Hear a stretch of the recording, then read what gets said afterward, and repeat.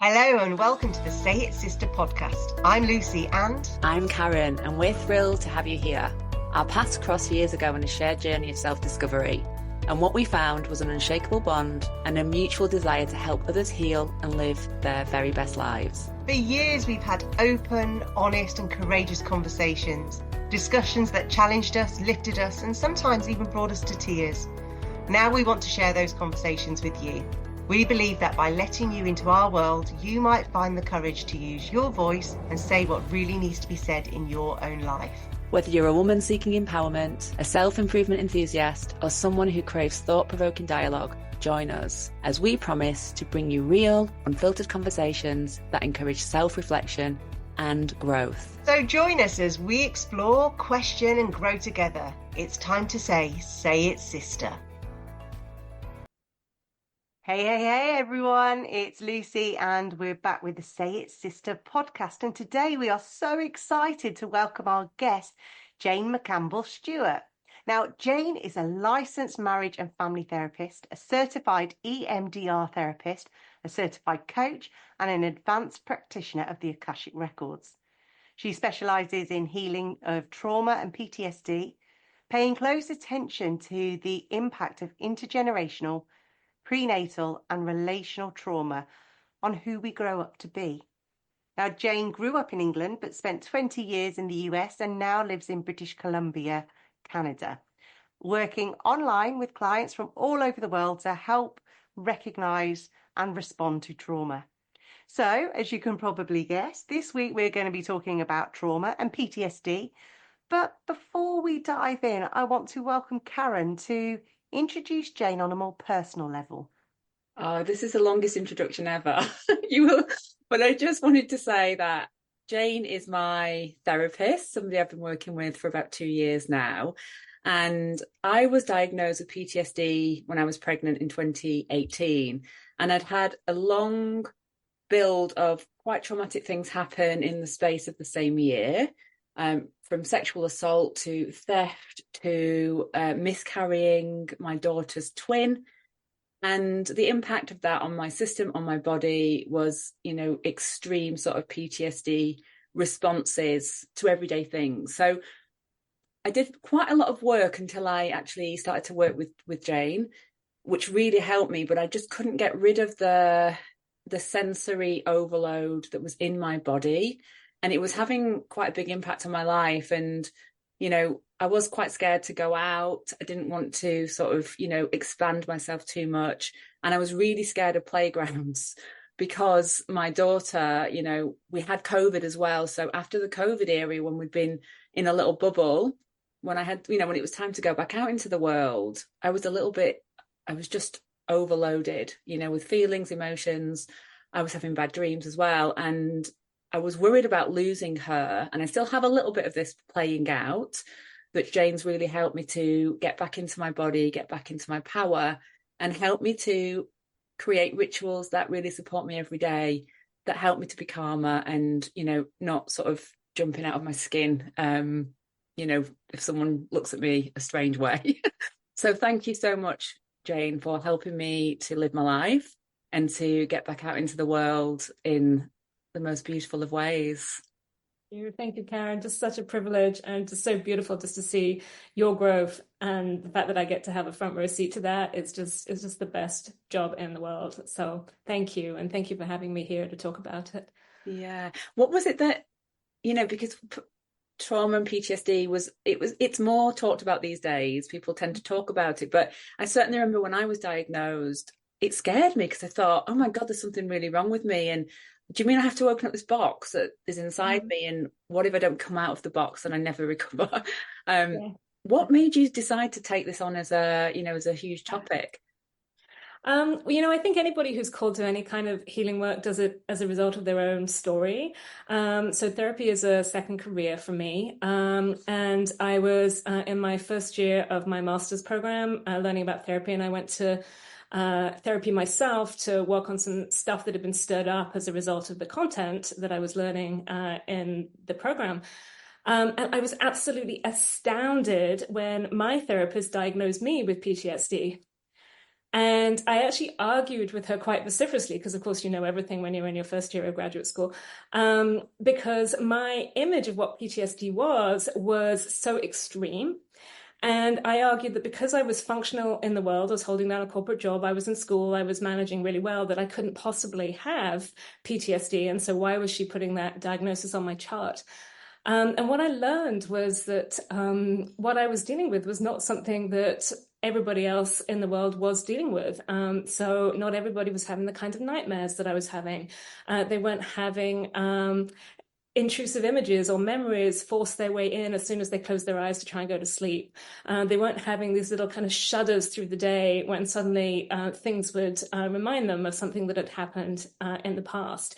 And I was going through dealing with all of that every day, assuming that that was just what it was to do life, and then finding out that actually it wasn't, and that all of that could be healed and moved was just incredibly powerful. And my therapist sent me off to do some EMDR, which at the time was really new. It was considered really kooky and on the edge, but it was so life-changing for me that I thought, this is my purpose. This is what I came here to do.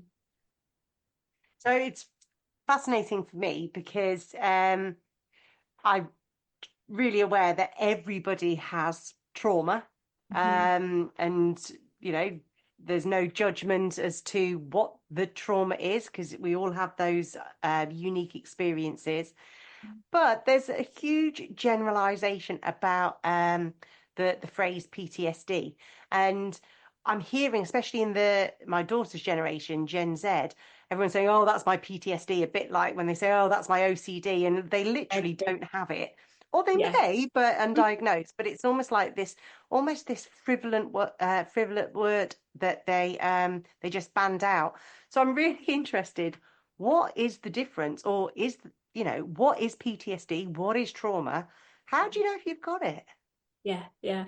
So trauma is basically, or a traumatic experience is anything that happens that is impacting our well-being, our sense of integrity, or that is life or death, and that we are completely powerless in the moment to be able to respond to it. So the younger that we are, the more traumatic the experience is, because we don't have the voice or the choice or the physical strength to be able to protect ourselves in the same way that we do when we're older, which is why some of those younger experiences have such a lasting impact. Now, when that traumatic experience happens, we might respond to it in any number of ways. So we might just want to say, "Ooh, not going to do that again." We might be okay until we're in the same situation again, when we go back to the doctor's office or the dentist's office, or when we get back on the horse, and then suddenly the symptoms or the memories come up. Or we might be completely okay and want to just sort of shove it away, get back to normal as fast as possible, until something else comes along that looks like, sounds like, smells like, feels like whatever happened before. And then the brain says, "Oh, this is not isolated. It has happened before. It's now happening here, and that means it could happen again." And that is usually the point at which then we go into the symptoms that are typically associated with PTSD, which is hypervigilance. It's often nightmares. It's often flashbacks. It's those intrusive memories. It's all the ways the brain is trying to make sense of what happened and be able to get mastery over it so that we can prevent it from happening again. And so often the PTSD doesn't actually set in, or the symptoms of it don't set in until way down the line, and not necessarily right after whatever happened the first time. Does that sound familiar, Karen? Yeah, it does. It definitely does. Because it's like going down the same response that I may have had in the past, but it's not the right response, and feeling for me, often it's like a feeling of wanting to run and, get away, or being totally frozen. Mm-hmm. And these two things tend to be the sort of usual response that I will go to, and just feeling like there's nothing else available, or not actually physically being able to do anything. Like it's totally powerlessness, in terms of when it gets triggered. I mean, Jane's really helped me to, calm my nervous system down, and help me to just be more regulated, so that I'm not on a minus, I'm kind of arriving in a more sort of neutral place inside myself. And then if something happens, I'm more able to sort of catch it and respond, you know, in the moment. But it's taken time for sure. And I might be working with this for the rest of my life. I don't know yet, but it's certainly getting easier, and it's a lot easier than when we first started working together. So I'm grateful for that.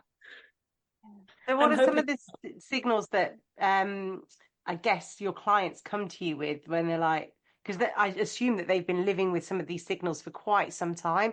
So what do you tend to find is the catalyst that brings them to you? Yeah. So just like me, nearly all of my clients are really astounded when I name what they have as trauma. And that's interesting given that most of my career has actually been as a trauma therapist. And so you would think that's why people would be coming to me. But yeah, usually people have this idea of what trauma is, and that's very extreme, and they're really surprised when I name it. So what they come in with is that something's just happened that they're having a really hard time getting over.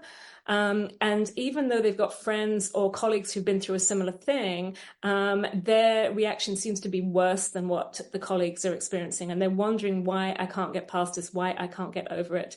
And this is what I call the rule of two, which is that something else happened a long time ago that has now been woken up, and the brain is now having reactions to not only what's just happened today, but also what happened before. And in order to be able to clean it up and heal it up, we need to not only deal with what's just happened, but we need to go and see what from your past experiences this pulling on, and then we need to go and clean that up too. And sometimes it can be a really direct link to a very specific, discrete event. Often, though, and this is where it gets more tricky, is if we grew up in a home that was chaotic, or whether there was a lot of neglect, or whether we just weren't really kept safe in whatever way. We don't really know what's our responsibility, what's not. We don't have this felt sense of safety in the body, and we can't always tell when we're safe and who's trustworthy and who is not. And so that kind of pervasive underlying piece can then potentially predispose us or make us more vulnerable to then being in traumatizing situations as an adult. And so that just takes a lot more careful unpicking. That's certainly been my experience as well. Of, you know, what's been wonderful about it is that I've been able to almost like go all the way back through my life and deal with things that, had I not have had PTSD, probably would have just sat in my system forever. And I've been able to do the work quite diligently and respectfully and come back into my power today as a woman. And that leads me to my next question, which is about the types of do women show up with different types of trauma? Is it different for women to men? Because this is about, you know, us as sisters coming together. Yeah. So I think trauma is basically about powerlessness. And so I think women generally have more experiences of powerlessness than men do, just because they are generally not as physically strong. They generally are the subordinates in a patriarchal system that we're all living with. And so I think there's just more opportunity for women to be traumatized. I think men are traumatized, but they're traumatized in a very different way. And I think patriarchy really hurts them too. And particularly it hurts them in terms of cutting off their ability to access their emotions. And so then they actually have no recourse or no way of being able to heal from the trauma that they experienced. Whereas the women are actually able to get in touch with the emotions, get in touch with the community. And one of the big pieces about being able to heal is borrowing somebody else's nervous system to help regulate your own. And you have to do that in the context of relationship. And so women really have many more resources to heal their trauma than men do, which is what I think is the main difference. And so working with men, it's often a lot harder to sort of get past the wall and get them down to recognizing, oh, this was a really painful, really scary experience. And it's okay for you to admit that as a little boy, you were really scared or really humiliated, and that this did a number on you. I'd listened to a podcast earlier this week, and it gave the example of somebody who'd previously, been a leadership coach, and they said that they would be, really supporting them, trying to as coaches do, get them to achieve their goals or to stretch a little bit more or just nudge it out. And they said that there was almost got to a point where there was a block, and they used the example, and they were really talking about with men here, that it was almost like a really long elastic band that you kept stretching them until the trauma hits or the PTSD hits or something, and it hurtles them right way back, way into their past, and then they start operating in the behaviors that they might have done way back beyond. And is that a good example that podcast shared?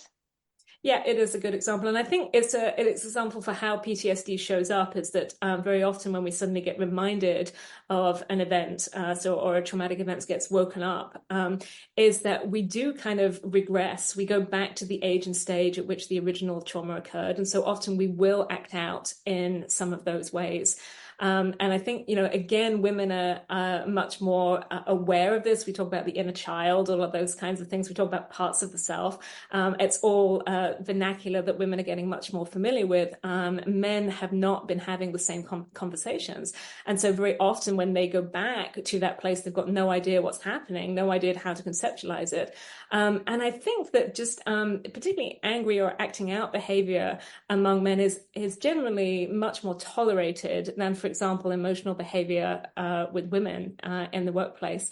And so when it's been tolerated, then you don't think, oh, maybe I need to go and talk to somebody about this. You just kind of move on and pretend that nothing happened and everybody else gets to adjust. So yeah, I think that's exactly how trauma shows up for men. And depending on how it's received and who they're working with, they might or might not recognize that it's a problem and decide that they need to go work on it. I will say, sorry, I'm talking a lot, but there is a cost benefit analysis that has to take place before you're going to go do your work. And so the idea of actually going back and digging into all of this crap and re-looking at all these relationships and re-looking at everything that happened, people are really worried that's going to be super painful. And if life is okay now, there's this thought of why do I actually need to go back and unpack all of that stuff? And again, I think the difference with women is that, life is too painful now. So it is worth it for me to go and unpack that stuff to feel better.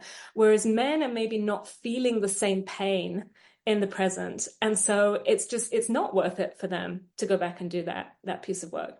Yeah. And I mean, that's one of the reasons why I decided to specialize in working with women, because I found that when I was working with men, I found that we were getting into something that was important, and then there would be this kind of oh no, and a backtrack would happen. And for me, as somebody who likes to do deep work, once something is starting to sort of emerge, obviously the other person has the choice whether they open that up or not. Always, it's never forced. But once I find that women just go, they're starting to see something, and then they start to open up, and then they want to do the work because they see, like you say, they see the cost of what's going on for them, and they're just more, let's do this. It doesn't feel forced. It's just like a genuine, okay, I'm ready to do the work. And so that's why I went down the road that I went down, because for me it's important to really help. The word I'm getting is repair. We're all here and we want to repair, don't we? And take care of ourselves and nurture, and so that we can be more fully, ourselves and present in the world, which I think the world needs right now as well. It works together. So yeah, thank you for that. My question is so the rule of two. So if somebody is, okay, something's happened and I feel I can sense like it's happening again, what can they do about that so that they don't lose their power? Well, often they're not going to be aware of it. They're just going to be aware that they're having a big reaction.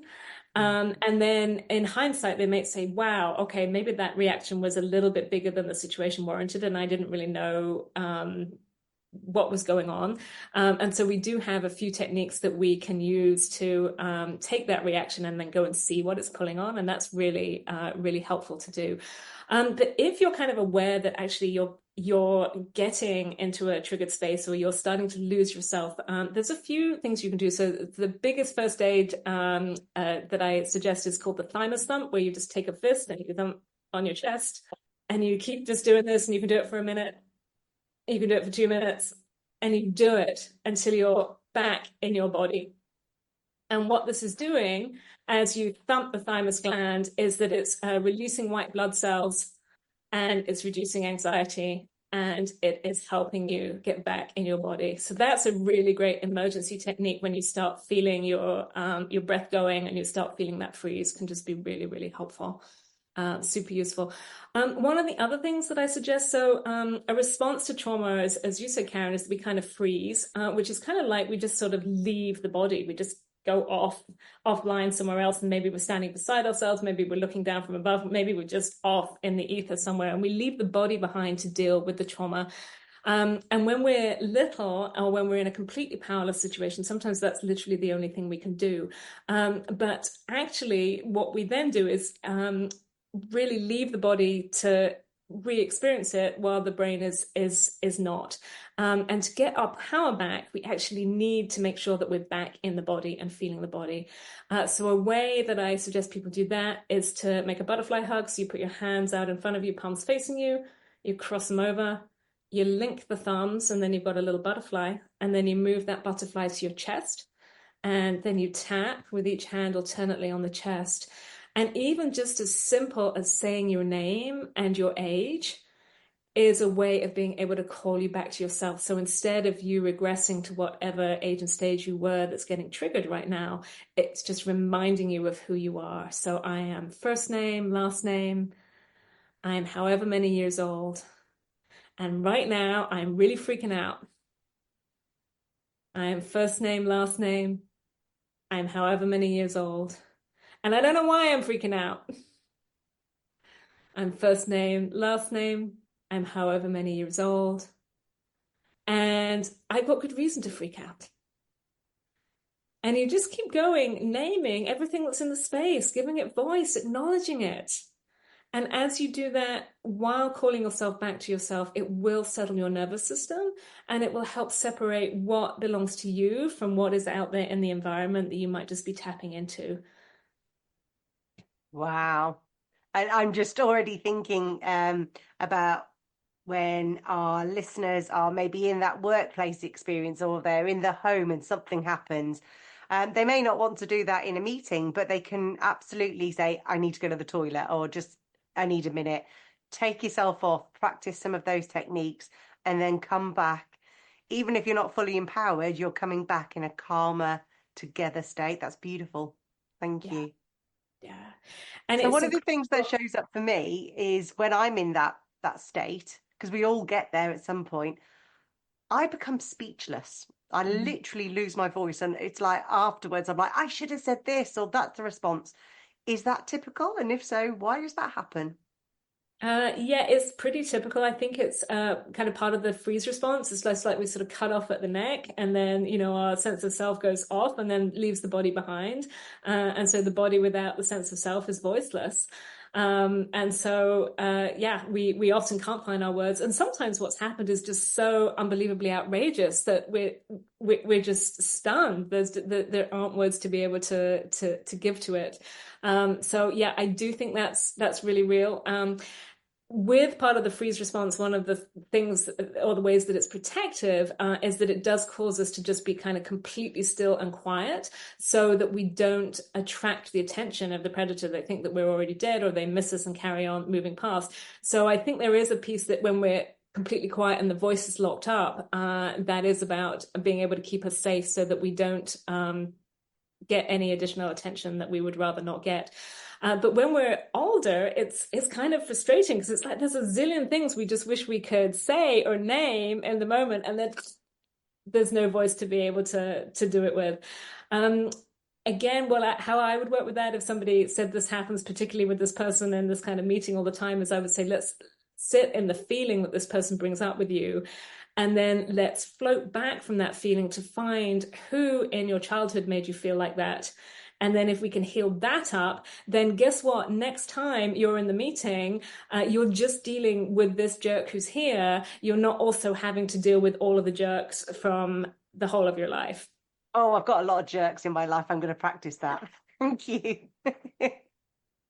Well, this work makes us nicer out there, doesn't it? I mean, I don't want to mean that we have to go out and be really nice to everyone, because we certainly don't. But, you know, it just brings me back into this message of hope and liberation from the inside and feeling good in my own body. And, because I think when we don't speak up and something's happened to us, then it's so easy to get on the sort of personal shaming front, and the second arrow that goes in after the first arrow, which can be really cruel as well.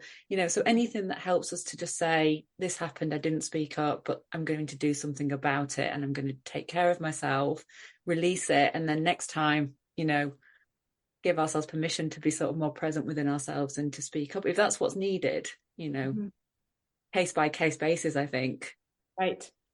Yeah, I think it does allow us to be more compassionate. One of the things about when we have trauma in our bodies and we haven't healed it is that if we see a similar trauma in someone else, or we hear a similar story in someone else, it threatens to wake it up in ourselves. And so it's easier just to say, no, don't talk about that. Don't bring that here. Don't go there, because it's going to then wake up everything that I'm feeling. And then once we've actually dealt with everything that we're feeling, then it allows us much more space to be able to be in the presence of somebody else's pain, somebody else's trauma, without it impacting us in quite such a visceral way. I think as well, not everybody can be with, like you saying, certainly in my experience, some of the things that happened to me were really big, and people couldn't be with that, and they couldn't be around me actually because it was too hard for them. And those people sort of left my life, and that was quite traumatic as well. But now when I look back, it's been quite a long time now, I look back and I just think I'm in a good place, and the people who are around me know my story, know who I am, can hold space for me if I need that. And there's nothing better than paying someone like you to do that, who knows what she's doing, who can, have my back, because I think everything's quite complicated. We have conversations in the outside world, and I don't want to upset people, or I don't want to make them feel bad. And so I can get caught up in that. Whereas, when we're talking and doing the work, I can just be fully in the experience so that I can get the help I need, which is wonderful, really. Yeah. There's another really interesting thing about trauma symptoms, which is that sometimes a trauma will lie dormant until we actually are in a space of safety and have the resources to be able to unpack it. And so sometimes people come to me and they'll just say, why is this coming up now? I was just kicking butt. I was just doing really well. And it's like, that is why this has come up. So your beautiful, dear body has been holding this in reserve, saying, I'm not going to bother you with it because you don't have the resources to deal with it now. And guess what? Now, actually, you're okay. You've got the resources, you've got the safety, you've got the support. And so now it is safe for me to show you that this needs healing up. And so it's not always about a bad thing or about a weak thing. Sometimes it's actually the deepest compliment that something will emerge for healing, because it's saying you are now in a space that you can handle this. That's so beautiful. It's like being in friendship, with our past and our bodies and our, current moment, isn't it really, where we, the place of compassion, like you talk about that a lot, to hold yourself in compassion, and it changes everything, I think, because it gets rid of that guilt and the shame that is often not ours even in the first place. And we can actually just be much softer and kinder to ourselves, because, my God, do we deserve it? Right. Really. Yeah. Right. The other thing I wanted to talk about was confusion, because this has been something that has been very, very much part of my life, from being small, of just not really understanding sometimes what's been going on and feeling like something's changed, or like the rug's been pulled from underneath my feet. And then thinking, well, everyone else seems to be okay. And just that sense of, I've always been seeking and searching for clarity, and I'm quite good at helping other people find it. But when it comes to me, I can go into these clouds and I'm like, I don't know what's happening. And it's really discombobulating. And that's when I leave my body. So please unpack it for other people, because you've given me some really great insights into confusion, which gives me a lot of peace. But I'd love it if you could share a little bit. Yeah, so confusion is a really interesting thing, because when we get that feeling of confusion, we instantly go inside and think, oh, crap, I must have missed something. Now, what did I miss? And how do I replay what just happened? And how do I figure out what I missed without letting anybody know that I missed it? And how do I do that without looking stupid when I ask the question? So instantly we feel it. We go into this big internal process and wonder what's going on. And actually, what I invite people to do is to suggest that when you feel confused, maybe it's because it's confusing. And maybe it's not that you missed anything. It's not that you're stupid. It's not that you're not quite intelligent enough. You don't have to be back in math class wondering why you're not getting it. It's like what was just presented to me was really confusing in that moment. And if you can stay with that and be curious about that rather than going into this internal process, then it actually allows you to be able to stay online and stay in your body. So often when people give you that confusing response, and sometimes it's another way we talk about it is gaslighting. So something will get thrown out there that instantly throws us off balance and makes us think that we've missed something or got something wrong. And it's a great defense mechanism. It's something that a lot of alcoholics and addicts use a lot to kind of throw you off the scent. And what happens when you're around somebody who routinely uses that tactic, what you'll notice if you sit and think about that person when they're not even there, when you're just in the safety of your own space, and you bring that person up, what you will notice is that usually the bodily sensation that you get actually is this kind of swirl around the head. Because the very act of that confusing is to pull you out of your body, pull you away from your power, pull you away from what your body knows, and into a swirl where you can't think straight. Hmm. And as soon as you recognize, oh, that's what's happening, I'm starting to feel this swirl, it's just like, I know what this is. I'm going to breathe and I'm going to get myself right back in my body because this ain't going to fly anymore. And what's funny is that as soon as you know what it is, and as soon as you project in your body, this ain't going to fly anymore, guess what? They stop doing it. Fascinating, isn't it? Because it can feel like you're being set up, and that is the feeling, actually. And actually, that's the truth of what is going on. Yeah. Being able to, for me, I just love that. Maybe it is just really confusing because so much things in life these days is confusing, and there's so many different views that people have. And, for me, it's almost like, well, hold on, what's going on for me right now? And what do I need right now? That's where I can come back into, and then I can, make a choice and take an action. Whereas when I'm sort of trying to work something out, I'm definitely not present. Yeah, it's interesting because before you came on to talk to us today, Karen and I were chatting about our private Facebook group because over recent times there's been a lot of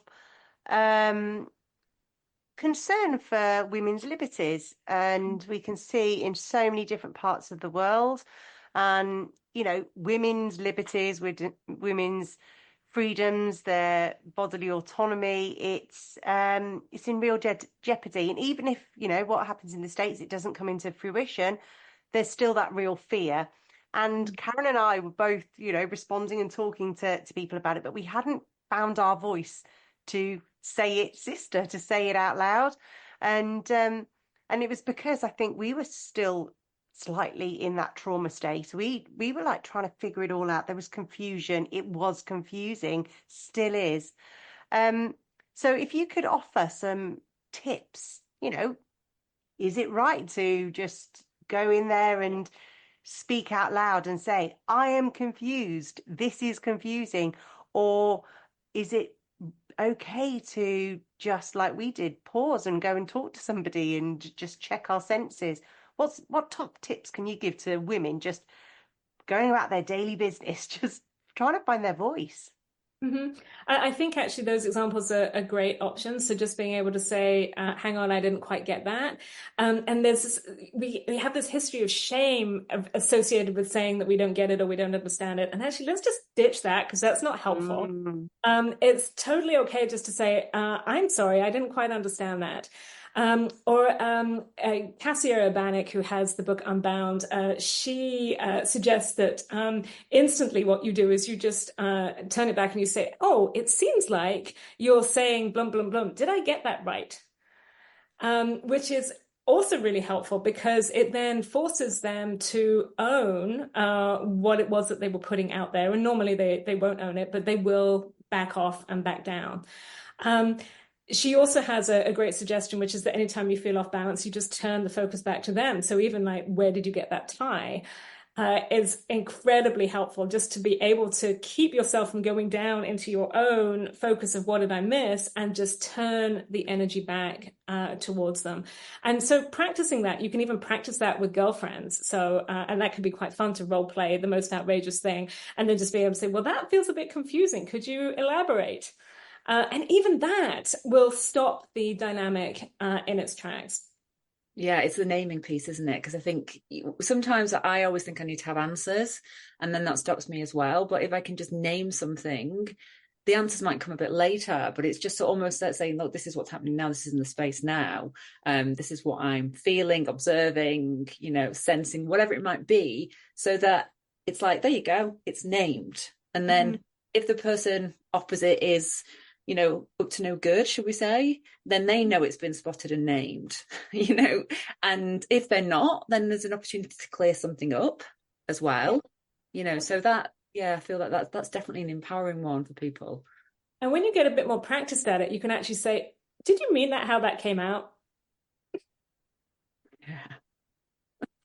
Let's hope they say no, because these things are opportunities to have conversations, but obviously we all want to have conversations with the right people. You don't want to be going out there and having a conversation about something with someone who is not going to share your view or is going to be aggressive. We don't want to open those conversations up, but we do want to be opening up conversations with the people around us, maybe in our lives or even in the workplace, where it's important that things get named and addressed, and even at times reported. That's important too. Yeah. My question is, if somebody is really struggling right now and they are in the depths of something and they haven't really started, they haven't started anything new or whatever, but they're really, really struggling, what is the one thing that you would say to them right now? I see you can't do it by yourself. So again, we go into a shame hole and we think, I've got to sort this out by myself, but you need somebody else's nervous system. You have to have somebody else's nervous system to regulate yours and help you get into the body. So whoever that somebody else is, and if you can have the resources to be able to find professional help, please go do that. It is such a great investment to do, and depending on where you are in the world, that might be more available to you or not. Even just processing, like this podcast is awesome because it's just starting these conversations. Even people seeing you guys on a screen, that is helping regulate their nervous system. It's helping them to normalize what's going on for them and know I'm not crazy. This is actually a real response. And YouTube videos, just seeing people doing, I have several where I just lead people through different tapping sequences. Again, that is sharing my nervous system with whoever needs it in the moment. So just not doing it alone. So however you get to reach out to anybody else who can hold the space for you, that is going to be what is the key agent of healing. Oh, I feel so reassured just even hearing you say those words. It's like you've managed to regulate my nervous system for a moment. But I feel really held just hearing that.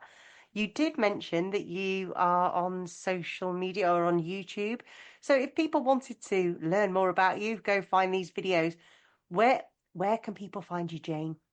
So my main handle is Therapy Jane. So my website is therapyjane.com. I'm also on LinkedIn as Jane McCampbell Stewart. I'm on Facebook as Jane McCampbell Stewart, and I have a page that is Therapy Jane. Instagram, Therapy Jane _. But generally, I think if you just Google Therapy Jane, I'm going to pop up somewhere on one of those spaces. And we'd just love to connect with anybody who needs some help, would like some advice, would like some normalizing. I also offer a bunch of training to people who are in the healing and helping professions to help them be able to respond when trauma and PTSD walks through the door. And so I'm always welcoming anybody who wants to learn more about that too. Right, I'm just heading over there right now. Thank you so Do much the course. for that. I have done the course and I cannot recommend it highly enough. Also, I saw that you were doing like one where you can actually buy the package and do it in your own time, which I think is fantastic. I mean, I actually genuinely believe that the more people who get access to you and your work, the better, because it's going to help people so much on so many different levels. So yeah, I really, really want to just double underline that one. And we will also post some links into the promotion and everything that we do so that people can find you easily, because it's important. Yeah. And the more we can get this work out in the world, then the more healing that can happen, and then the world will be a better place. So yeah, share it wide. The time is now, as I would say. I just want to wrap up and thank you so much for sharing so openly and generously your experiences, your insights, your wisdom, and some of your techniques. I use these things every single day. So I just really want to pass that along to the listeners to say that no matter what you're going through, no matter how dark it might seem, you can do some simple things and it will definitely help you to get into the right space again, and that, it is possible to heal from, deep, dark trauma. So thank you. Yeah. And let's, thank you. We are so grateful to have you here. Oh, I'm so grateful for the work you're doing in the world and just encouraging these really important conversations with women. Thank you. And thank you for having me on here as a guest. It's beautiful to be part of your dyad. So thanks for listening, and we can't wait to welcome you next time. Until then, use your voice, journal, speak or sing out loud. However you do it, we hope you join us in Saying It's Sister.